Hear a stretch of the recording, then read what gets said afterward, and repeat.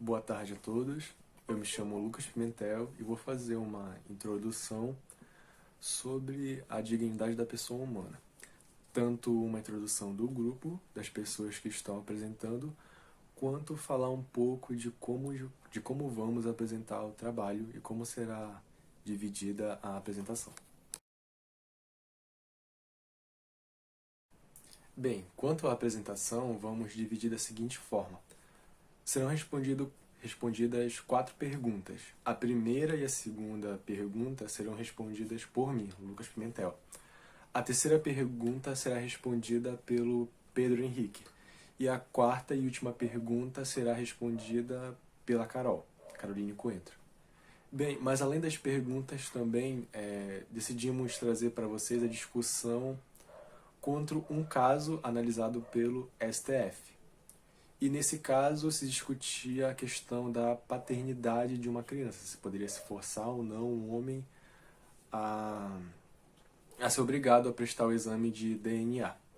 Quanto a isso, vamos deixar este caso que eu disse em último lugar, no último momento da apresentação, pois ele vai ser uma maneira que encontramos de tentar aplicar tudo o que lhes dissemos, que vamos lhes dizer durante a apresentação. Então, eu, Pedro Henrique e a Caroline Coentro, depois de responder as perguntas formuladas pelo professor, vamos partir para esse caso e tentar discutir um pouco ele.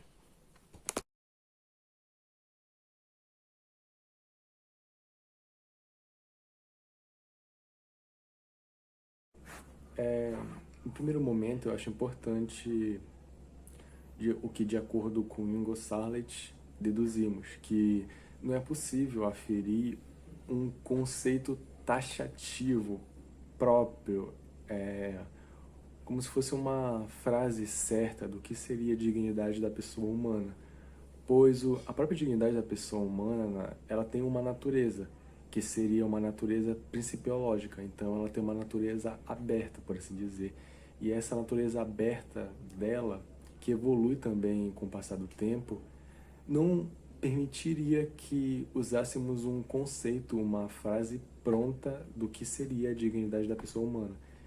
Então, aí que está a importância de se traçar elementos conceituais para então poder, a partir deles, construir um pensamento lógico, formal, do que poderia vir a ser entendido, eventualmente, como dignidade da pessoa humana. Pessoal, agora eu vou tratar propriamente dito do Immanuel Kant e a sua definição de dignidade. Mas é importante ressaltar que, até mesmo para as concepções que temos de maneira atual, quando a doutrina fala que a dignidade ela é intrínseca, inalienável, irrenunciável, são termos, construções que o próprio Kant já tratou séculos atrás. Bem, dizendo propriamente sobre a obra do Kant e a definição dele, ele constrói 7 categorias que posteriormente ele vai usar como encadeamento lógico para se chegar a uma conceituação de dignidade, que para ele seria algo relacionado às leis universais, às máximas universais, que a pessoa humana tem capacidade de formular e agir segundo elas a partir de um dever. Tá, mas está muito abstrato e é melhor a gente começar tratando sobre as 7 categorias.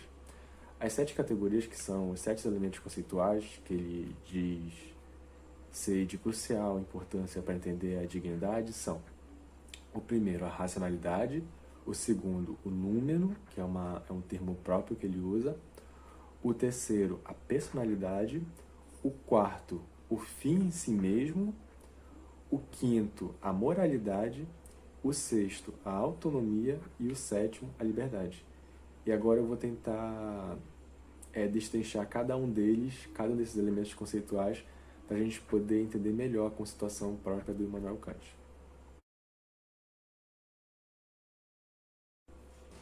Pessoal, quanto à primeira categoria, a racionalidade, para o Kant ela vai ser essencial como a primeira, né? Porque o ser humano, segundo ele, tem a capacidade de abstração, de construir aparatos teóricos, formulações teóricas abstratas próprias, e a partir disso agir, se comportar segundo essas suas concepções. Para o Kant, a racionalidade seria essencial, pois ela permitiria, né, a moralidade, que é eu seguir padrões de comportamento, padrões morais. Então, a racionalidade se demonstrando como uma capacidade humana de poder, através do intelecto, de construir aparatos teóricos e segui-los, seria de fundamental importância para Kant. Essa é a primeira categoria. A segunda categoria, que já é o termo próprio que ele criou, que seria o númeno, seria uma divisão entre o mundo sensível e mundo inteligível. É uma coisa que parece muito com Platão, que estudamos em filosofia no primeiro semestre. O mundo inteligível seria o mundo próprio da razão, onde encontramos a razão em seu caráter mais puro. E o mundo sensível seria ligado à causalidade, ao princípio da causalidade. Para Kant, por possuirmos a categoria racional, por possuirmos uma aptidão racional, o ser humano, ele vai usar a palavra, né, homem, o ser humano se situa no mundo inteligível, da razão mais pura. Então esse seria o número, seria a divisão entre o mundo sensível e inteligível, na qual o ser humano pertence ao mundo inteligível. Pessoal, vale no número, que seria a divisão que Kant faz, o ser humano estaria no mundo inteligível e a partir disso ele teria a faculdade da razão, né? Que eu já falei para vocês o que seria. E a partir dessa faculdade, o ser humano ele adota um lugar distinto no universo. Ele estaria a par de todas as outras criaturas, por ele ter a faculdade racional. E isso vai ser extremamente importante para a nossa terceira categoria, que é a personalidade. A terceira categoria, a categoria da personalidade, seria o que? Para Kant, somos, graças à possibilidade da racionalidade, somos dotados de uma ideia universalizadora que permite que regulemos nossas ações. A personalidade para Kant seria uma ideia comum e reguladora que faria com que o ser humano esteja separado da natureza, que ele não seja submetido às intempéries do querer e da natureza propriamente como os animais. Isso para Kant é universalmente reconhecido graças à personalidade, e a personalidade está de maneira universal presente em todas as pessoas. Essa seria a terceira categoria dele. A quarta categoria, que é o fim em si mesmo, o homem, por ele ser racional, ele está no mundo inteligível e ele ter personalidade, ou seja, por ele ser distinto na natureza, ser visto como um ser distinto por possuir racionalidade e também ter qualidades, aptidões universais, graças à personalidade, ele é visto como um fim em si mesmo, ele é visto como autônomo e livre para agir de acordo com as máximas universais, que seriam regras de comportamentos que todos aceitariam, que eu penso no coletivo. A quarta categoria, um fim em si mesmo, diz isso. Graças às três outras categorias, a razão, por ele ter um lugar especial, por estar num mundo inteligível, e por ele ter personalidade, que seria a universalização do seu caráter, ele seria visto, graças a essas aptidões, como um fim em si mesmo. Essa é a quarta.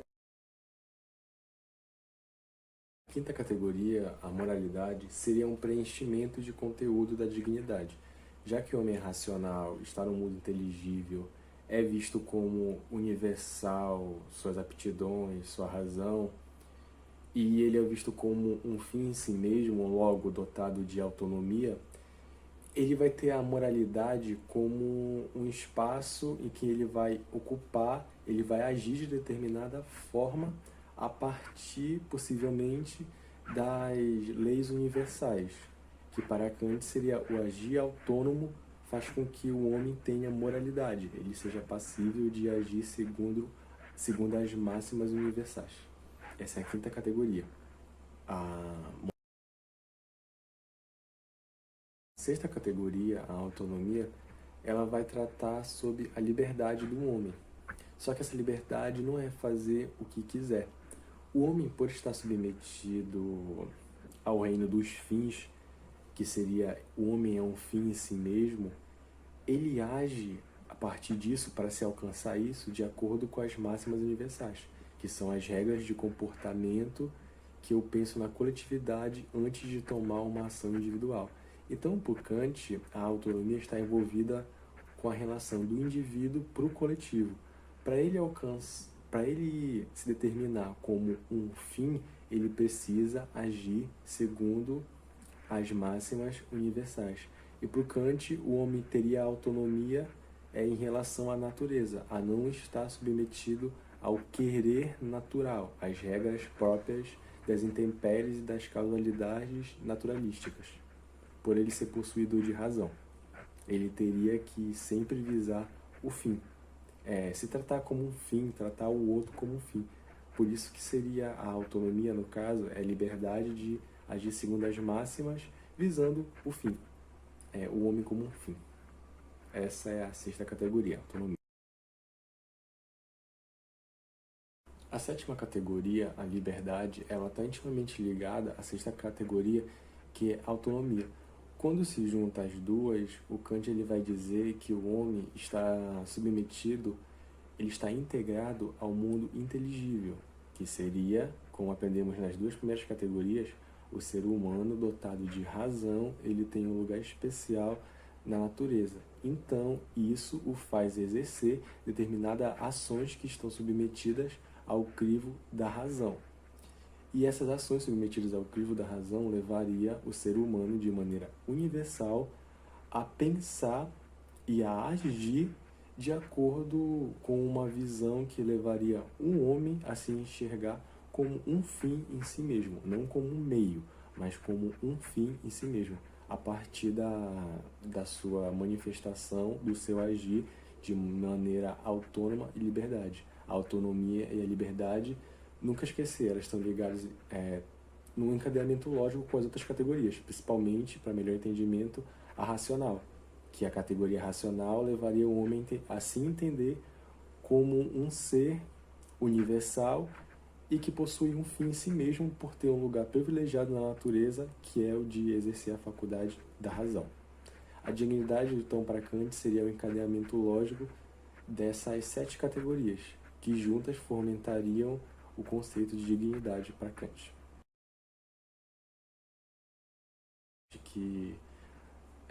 Juntando essas 7 categorias, o Kant vai permitir um raciocínio que seria o seguinte: o homem, como ele não está submetido ao princípio fenomênico da natureza, causalístico, por ele possuir razão e estar no mundo das coisas em si, ele não vai ver liberdade e autonomia como uma coisa alheia, que não leva em consideração o outro. Muito pelo contrário. A racionalidade, ela está ligada intimamente à universalização. Todas as pessoas possuem. Então, Kant determina que a razão está ligada também ao dever. A minha razão gera um dever que eu mesmo reconheço de ver as pessoas quanto fim e não como mero meio. Então, para o Kant, a racionalidade ligaria também a um dever. Ela está ligada a um dever de agir, segundo ele, as máximas universais, pois o homem, na sua característica universalizadora, se enxergaria sempre como um fim, e quando eu me enxergo como um fim, eu penso no outro, eu penso em interação, eu reconheço não só em mim a dignidade, mas reconheço no outro e na espécie humana de maneira geral, podendo ser também exigível a dignidade não só a partir de mim, mas a partir do outro.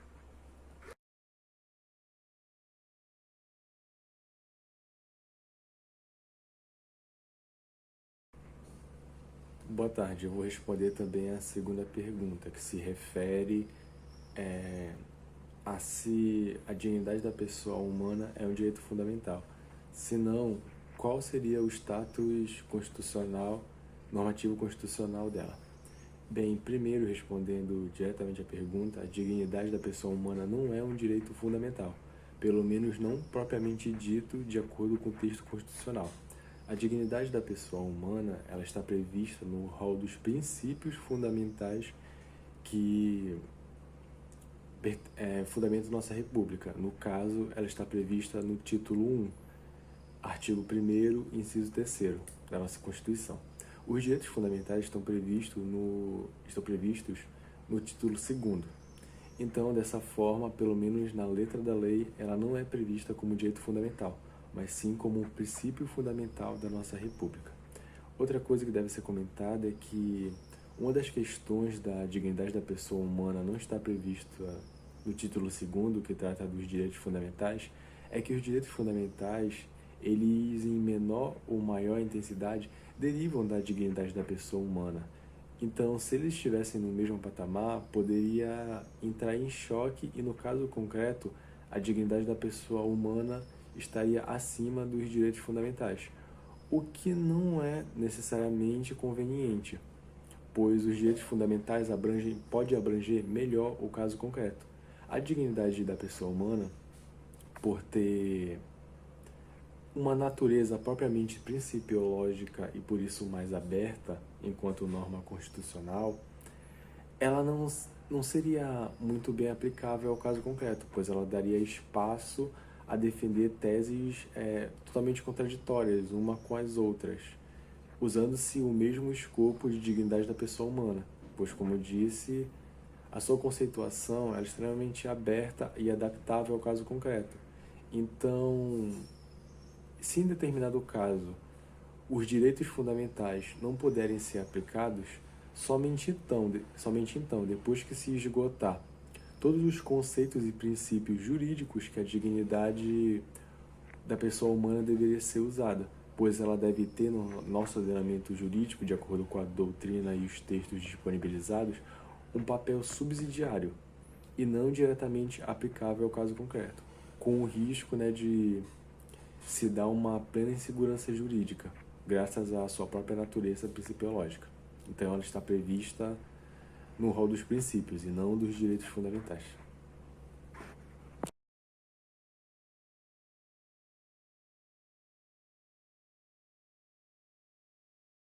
Fala galera, meu nome é Pedro e eu fiquei incumbido de estar respondendo a terceira questão, que diz assim: a dignidade da pessoa humana tem caráter absoluto ou pode ser relativizado? Para que a gente possa responder essa questão, vale a pena recitar que esse caráter absoluto significa que a dignidade da pessoa humana, há um princípio central, há um núcleo dela que não deve ser mexido. Em visões de doutrinários de muitos professores, eles dizem que esse núcleo não deve ser mexido. E na real, ela tem esse caráter de não ter essa mudança do seu núcleo principal. Mas o que eu quero dizer é que essa relativização, em vista de outros doutrinadores, vai ser em base desse núcleo, que não é mexido, mas o que eles podem moldar para que possa ter um entendimento em casos concretos, para trazer em busca essa solução em casos concretos que podem haver. Então, quando a gente diz que ele é absoluto, o princípio da dignidade da pessoa humana é absoluto, para muitos doutrinadores ele quer dizer que o seu núcleo, o seu principal, a sua identidade não pode ser mexida, porque ela garante à pessoa que ela tem ao nascer, ela tem em decorrer da sua vida, no seu futuro, esse princípio, essa dignidade que ela é respaldada. Então dá essa segurança à pessoa. E para muitos doutrinadores que não levam essa característica da relativização, eles levam a importância que, sendo relativizado, enfraquece esse absoluto da dignidade da pessoa humana, trazendo essa fraqueza e deixando a pessoa insegura com essa tomada de posição sobre a relativização. Só que a relativização ao todo, ela vem para, em casos concretos, ser moldada, como eu já expliquei, para que haja uma solução, para que traga à tona uma solução. Ela não vai dizer que ela vai tirar a característica principal da dignidade da pessoa humana, que é um princípio central que está na nossa Constituição Federal, no artigo 1º, no parágrafo 3º, que é respaldada. Então, em casos concretos, ela irá ser, como eu posso dizer, utilizada. E vendo que essa característica da relativização, com essa base de trazer a dignidade da pessoa humana nessa evolução da sociedade em si, traz também para a pessoa uma garantia que ela vai ter o seu princípio da dignidade da pessoa humana respaldado, guardado, mas ela pode, em situações concretas, ser utilizada e ser moldada para que haja uma solução. Então, é possível que ela seja relativizada, e por muitos doutrinadores é válido isso, mas que ela não perca o seu princípio, o seu núcleo central, que é de trazer a garantia das necessidades vitais para o indivíduo, as necessidades que ele precisa em sua vida. Então, como já dizia Michel Foucault, que ele vai falar sobre os governadores que estão respaldando sobre uma sociedade, ele vai falar que sobre os corpos. Os corpos seriam pessoas que seriam tratados como objeto. Eles seriam divididos por serem inteligentes ou não, ou por ser trabalhadores ou algo assim. Isso que ia ser válido para o governante. O governante ia tratar esses corpos como objeto, tirando essa virtude da pessoa. Então a dignidade da pessoa humana vem para isso, para respaldar, dar a essa pessoa que ela tem um princípio, que ela é respaldada pela nossa Constituição e pelas demais, um amparo para que esses governantes não ajam dessa forma. E em casos específicos, concretos, ela pode ser relativizada, ela pode ser utilizada para isso, ela pode ser moldada para buscar uma solução em casos específicos. Então, ficamos com esse entendimento de que é possível a relativização, mas não tira o caráter absoluto, o caráter central da dignidade da pessoa humana, não tira a sua essência.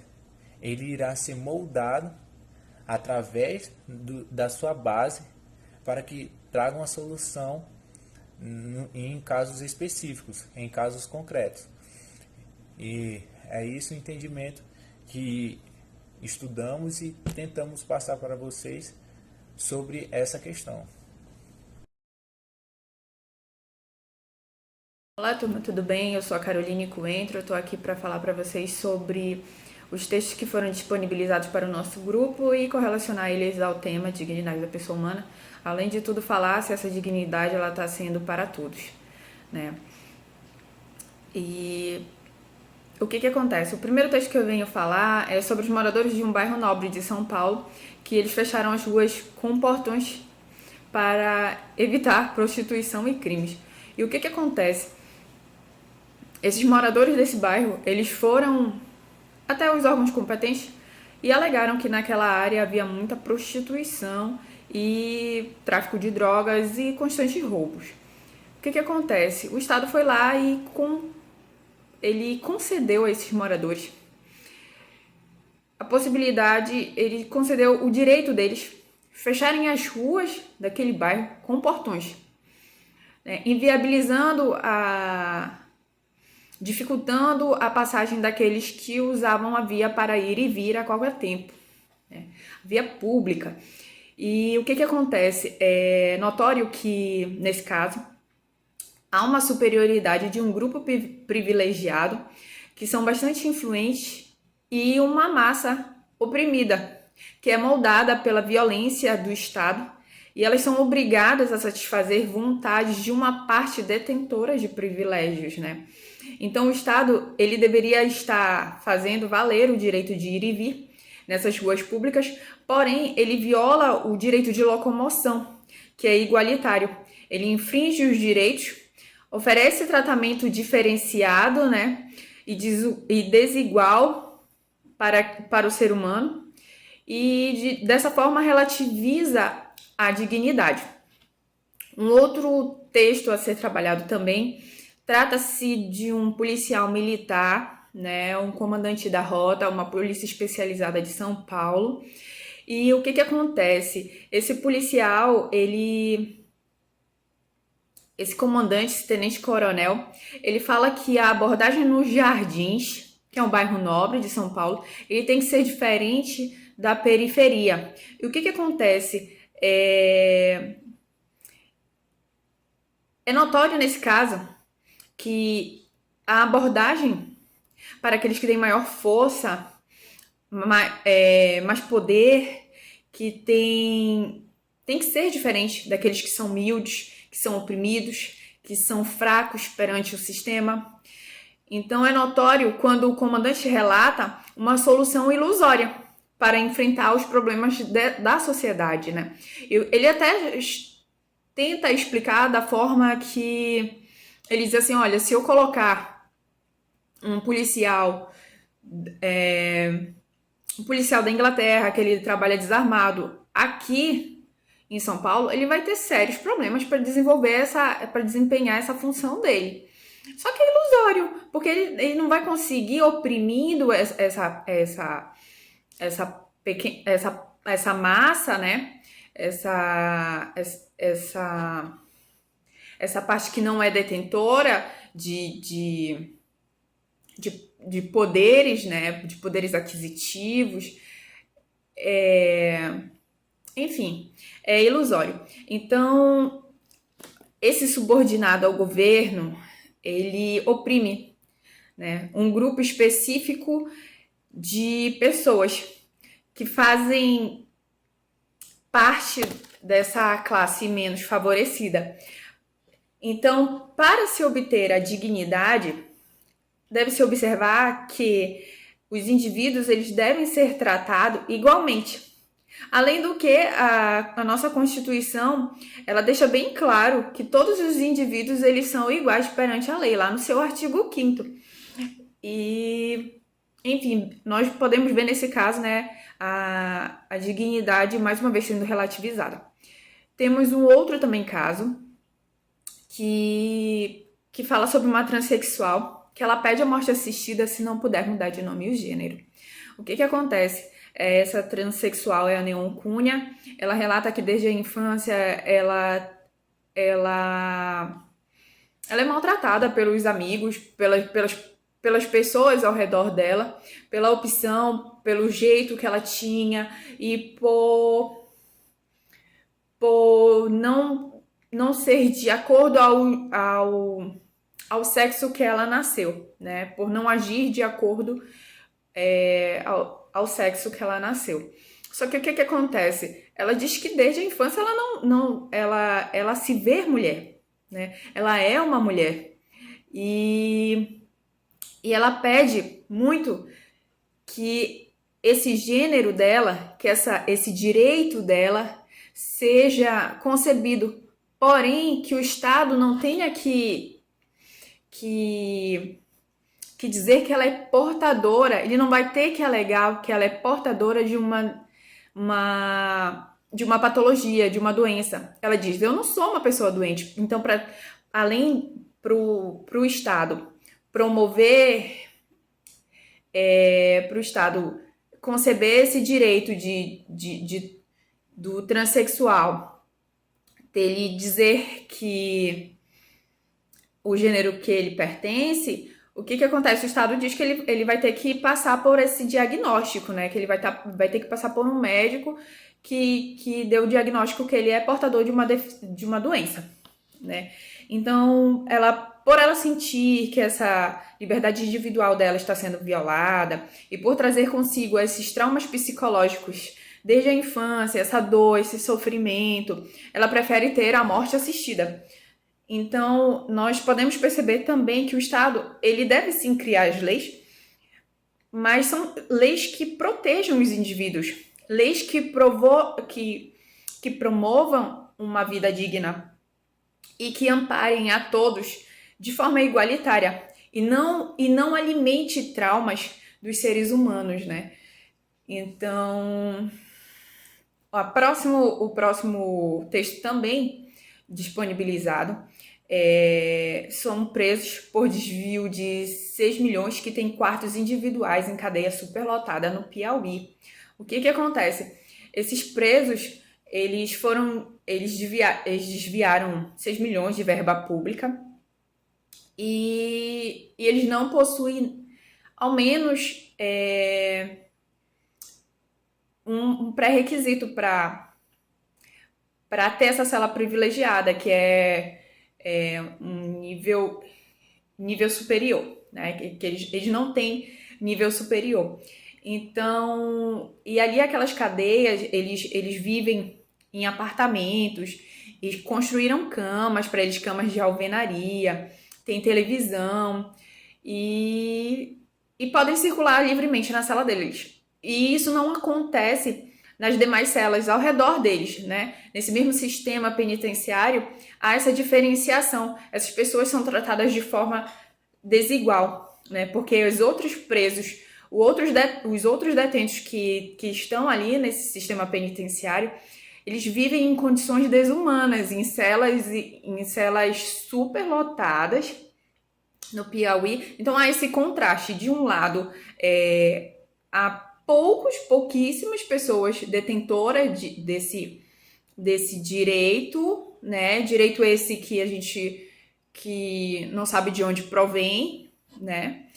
São detentoras desse privilégio, né? Enquanto os outros fazem parte de um grupo desprivilegiado. Então, nota-se que um grupo restrito de homens, ele vai ter privilégio. E nós podemos perceber ali, naquele sistema penitenciário, que todos ali são da mesma natureza humana. Só que é evidente que todos ali, eles não compartilham do mesmo direito e que eles deveriam sim compartilhar do mesmo direito. Então, a igualdade perante a lei, mais uma vez, não é aplicada e a dignidade também, ela não é disponível a todos. Então, um outro texto que eu vou falar é sobre a Justiça do Rio Grande do Sul. Ela manda para casa condenado a regime semiaberto, né? O que acontece? O Tribunal de Justiça do Rio Grande do Sul, ao invés de mandar para a cadeia o condenado, ele autorizou que o indivíduo cumprisse sua pena em regime semiaberto, alegando que o Estado, na hora de aplicar a lei para punir e restringir direito, ele se movimenta. Porém, ao tratar os encarcerados de maneira indigna, ele deixa de agir, né? E passa a promover indignidade e justiça. Então, enquanto era para o Estado estar promovendo políticas dignas, enquanto era para o Estado estar desenvolvendo dignidade para que a lei possa ser cumprida, ele simplesmente ele se abstém. Então, ele não respeita o homem pela sua natureza. Ele oferece tratamento desumano, péssimas condições e superlotações no presídio. Um outro texto a ser trabalhado trata-se da drag queen, que foi eleita a aluna mais bonita da escola, e o concurso a qual ela participou foi cancelado após um post da secretária de Educação do Piauí. O que acontece? Essa secretária de Educação, a Sunamita, ela simplesmente pegou e disse assim, olha, parabenizou uma outra escola, falando assim, parabéns a essa escola, sem ser essa que a drag participou, parabéns a outra escola que havia eleito uma mulher, né, que soube diferenciar o concurso entre o mais belo e mais bela. Ela ainda tentou justificar esses comentários dela, mas era bem notório que ela fazia referência à eleição que deu que quem venceu foi a drag, né? Então, o que acontece?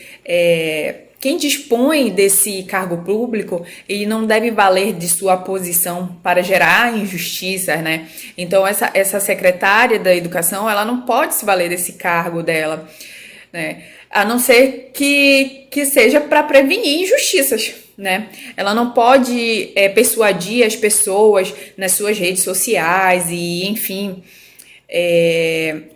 para desrespeitar a individualidade de cada um, né? Então, o que acontece? O Estado, ele deve prevenir injustiças, ele deve promover conhecimento, principalmente sobre a orientação sexual, ele tem que fazer com que a sociedade reflita sobre a importância de respeitar a liberdade de ser do outro e, por fim, o ser humano, ele é inviolável. Então ele deve ser tratado com respeito, com dignidade e fazer valer a sua condição humana, né? Uma outra matéria fala sobre a dor.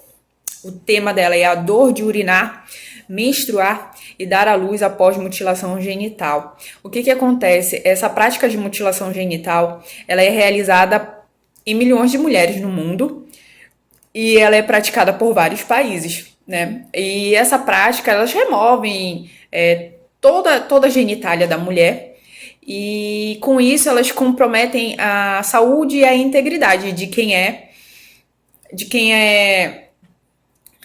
submetida a esse procedimento, né?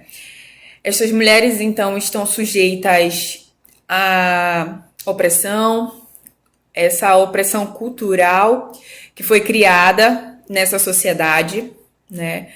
E onde essa cultura de retirada dessa genitália é usada para justificar, né, essa desigualdade de gênero, as quais levam essas mulheres para um caminho de muita dor, muito sofrimento, por uma vida toda, e com isso violando essa cultura, essa prática, violam o direito intrínseco da pessoa, né?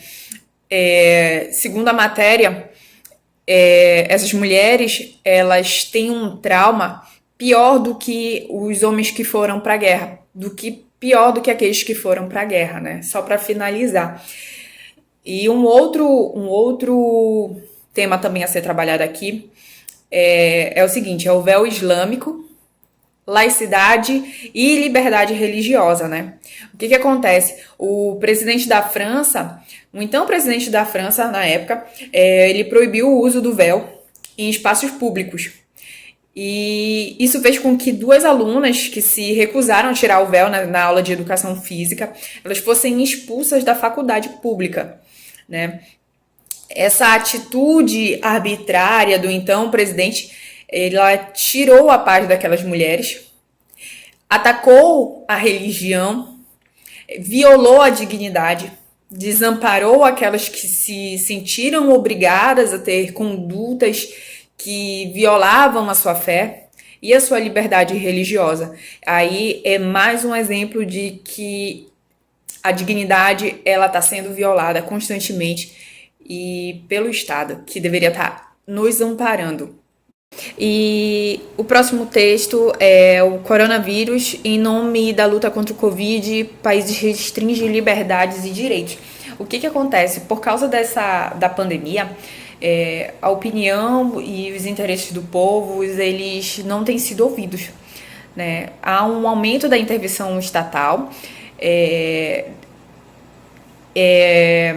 há um aumento nessas restrições dos nossos direitos e, com isso, o medo que essas medidas restritivas que o Estado está impondo virem tendência e que o argumento do Estado para controlar os indivíduos possa revelar um governo que reprime a sociedade, que fere direitos, que viola a dignidade e que interfira nessa liberdade de escolha, né? E o próximo texto, ele vai falar sobre a escravidão moderna atinge 45,8 milhões de pessoas no mundo, né? Em meio a tantos avanços tecnológicos vividos na atualidade, a nova realidade da escravidão mostra que o homem ainda está sujeito a formas precárias de trabalho. A gente pode até visualizar aqueles motoristas de aplicativos, né, que trabalham por horas, né? E aqueles entregadores, aqueles motoboys, né? Os entregadores também trabalham por horas para ganhar muito pouco, ganhar bem pouco mesmo. E com certeza essa é uma classe que está sendo muito explorada e desrespeitada. E até reivindicações, né? Em alguns momentos dá pra gente ver que eles fecham, que eles querem parar de funcionar, só que não, o mercado não dá oportunidade para todo mundo, né? Então há necessidade que o Estado intervenha, né? Para que aqueles que estejam sendo explorados tenham melhores condições de trabalho, né? E que haja uma diminuição dessa jornada trabalhista e melhores remunerações. Isso tudo para que a vida dessas pessoas não sejam violadas e vista como um meio para adquirir riquezas, né? Essas pessoas elas têm que ser vistas como um fim em si mesma. E esse é o último texto, né? Como eu disse anteriormente. E ao final da leitura dos textos, nós podemos perceber que o Estado ele é um grande violador de direitos e, acima de tudo, ele não respeita a dignidade humana, né? Podemos ver que boa parte da população não tem seus direitos, não tem essa dignidade respeitada por todos, né? Pela sociedade e pelo Estado. Obrigada.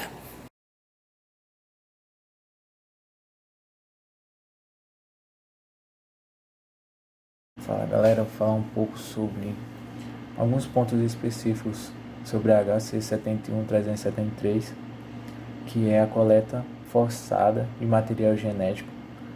E vale a pena ressaltar que essa coleta forçada vai totalmente de desencontro à dignidade da pessoa humana.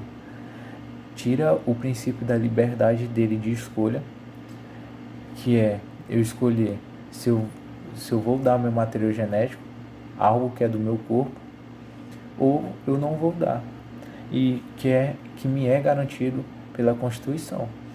Então, quando a pessoa é forçada a isso, a dar o seu material genético, vai totalmente de desencontro.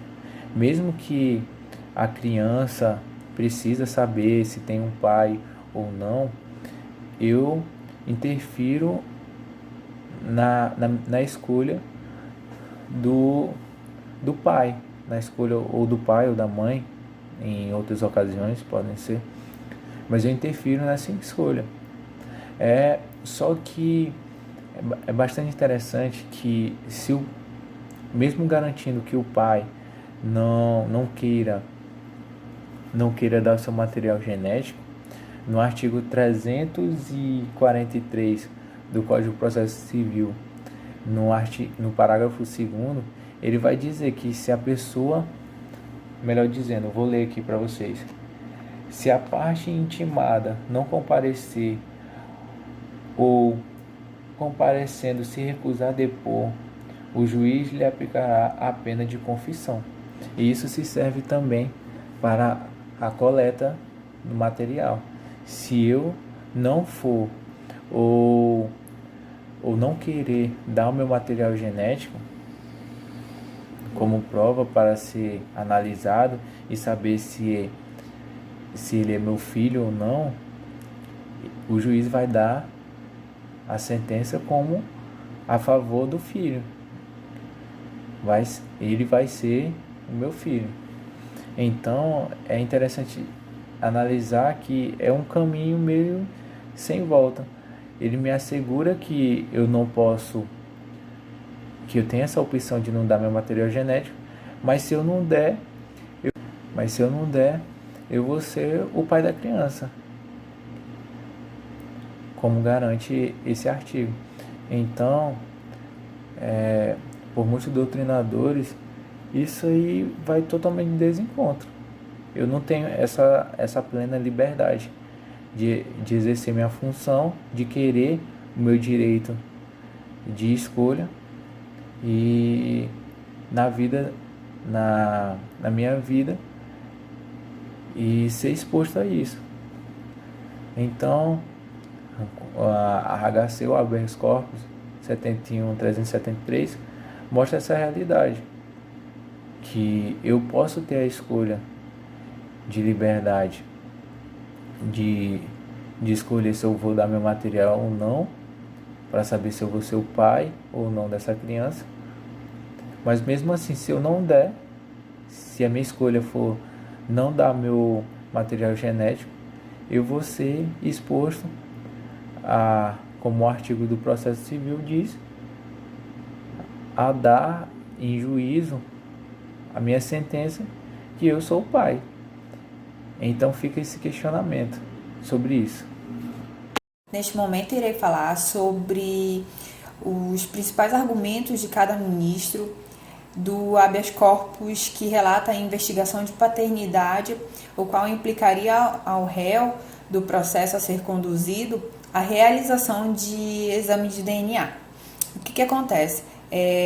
O ministro Francisco Rezec, ele identificou nesse caso o conflito entre o réu ser forçado à realização de exame de DNA e os direitos da criança e do adolescente, que regula a investigação de paternidade. De um lado, a dignidade física daquele que presume-se pai, e do outro, a vontade do filho de reconhecer a identidade do pai. E o outro ministro, o Marco Aurélio, ele declara que há o abuso de poder ao forçar o paciente, e também há uma violência física e moral.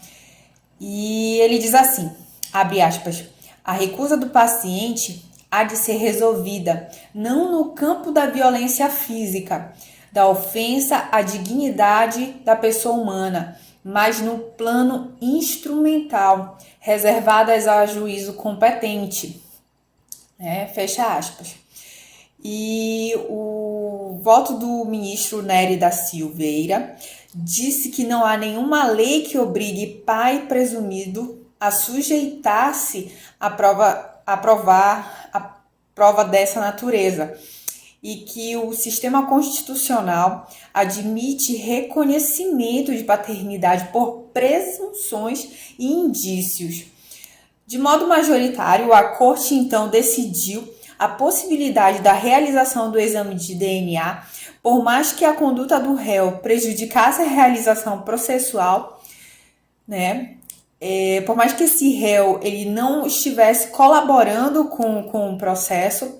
Esses ministros fundamentaram, então, essas suas decisões no princípio da dignidade da pessoa humana, o qual não permite a violação do corpo do indivíduo.